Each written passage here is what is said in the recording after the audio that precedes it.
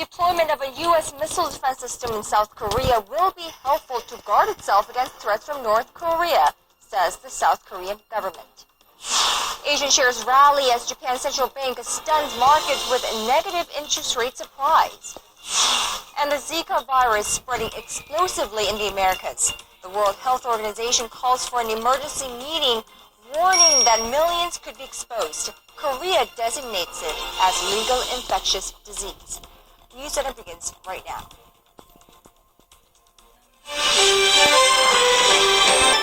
Good evening to our viewers in Korea. Hello to those around the world. This is News Center. The deployment of the Terminal High Altitude Area Defense System known as THAAD is again being discussed after the latest string of provocative moves by North Korea. Now, if Seoul does decide to introduce a U.S. anti-ballistic missile system in South Korea, it'll risk facing strong opposition from China. Connie Kim reports. South Korea has shown an unusually positive stance regarding the deployment of the Terminal High Altitude Area Defense System on the Korean Peninsula.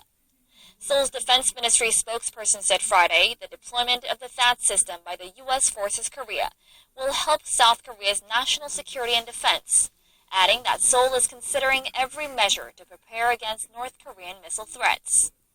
Spokesperson Kim, however, dismissed a U.S. news report that claimed Seoul and Washington could announce results of a THAAD system deployment meeting next week. Fueling speculation, an official from the presidential office of Cheongwade called discussions over the THAAD system deployment inevitable, as China is ruling out additional sanctions on North Korea. An option the presidential office is reviewing is a terminal-based radar that has a range of less than 1,000 kilometers, which is much shorter than the forward-based radar that can monitor up to 2,000 kilometers. This means the terminal-based radar won't be able to reach Beijing, even if the THAAD system was to be deployed from Pyeongtaek, a potential site that's closest to China. Beijing's foreign ministry has expressed hope that Seoul will be prudent in its decision regarding the THAAD system deployment. China has long been against the idea, as mainland China could be subject to monitoring. Analysts say South Korea's change in stance is sending a strong message to Beijing, North Korea's close ally. South Korea may be pressuring Beijing, which has been taking a passive stance on imposing heavy sanctions against North Korea following its nuclear test. Coming up, with North Korea gearing up to fire its long-range missiles at any given time, that deployment is an option South Korea can't ignore. Unfortunately, bringing the American missile defense system will cause great rift in Seoul-Beijing relations. For the first time, Japan's central bank cut interest rates into negative territory, part of efforts to achieve its 2% inflation target as soon as possible.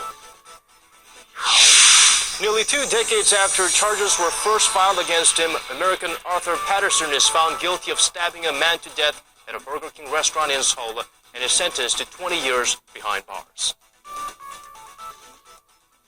Hello, it's good to have you with us at this hour. I'm Daniel Chen. South Korea may look into the possibility of deploying an American anti-ballistic missile system following Pyongyang's latest nuclear test. But introducing the system could draw strong opposition from China. Connie Kim starts us off. A closure after nearly 2 decades. An American man involved in a murder case that took place more than 18 years ago here in Seoul has been sentenced to 20 years in prison. Arthur Patterson was found guilty of murder today by the Seoul Central District Court for a notorious case that has gripped Korea for years. Kim Ji-yeon has the details. The Seoul Central District Court on Friday found U.S. citizen Arthur Patterson guilty of murdering 22-year-old Korean college student Cho Jung-pil and sentenced him to 20 years in prison.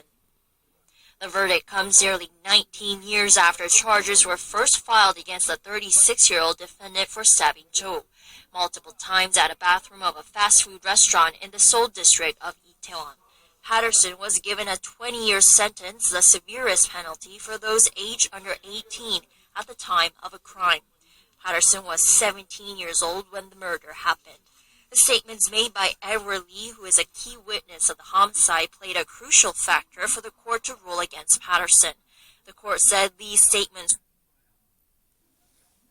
Citizen Arthur Patterson guilty of murdering 22-year-old Korean college student Cho Jung-pil and sentenced him to 20 years in prison.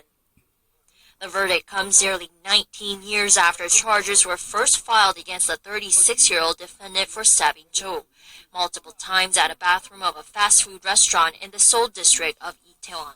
Patterson was given a 20-year sentence, the severest penalty for those aged under 18 at the time of a crime.